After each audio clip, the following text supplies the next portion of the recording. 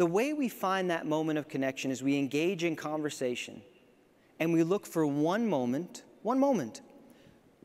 where we have a shared experience in common.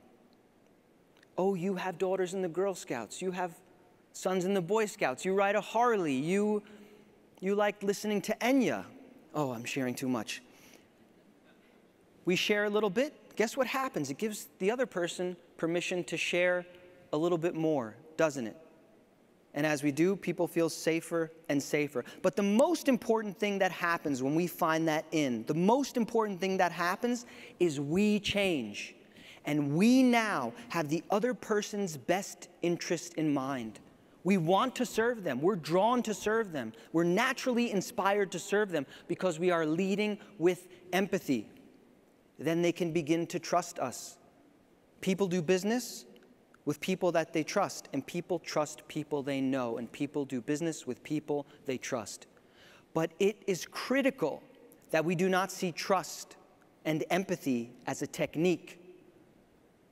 We live in a world of influence, don't we? We want to know, the media shows us how we can influence others. Please don't try to influence me. Nothing is more boring in the world. If you want to inspire me, that's wonderful. But I was never inspired by somebody that was trying to inspire me. I was inspired because of the life they were living. Does that make sense? Inspiration is a side effect of inward growth.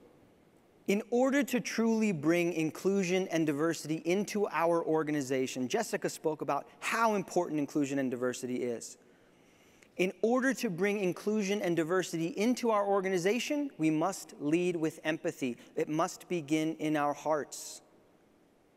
I think we know intuitively how important it is to care for one another. And yes, there is an impact on the bottom line.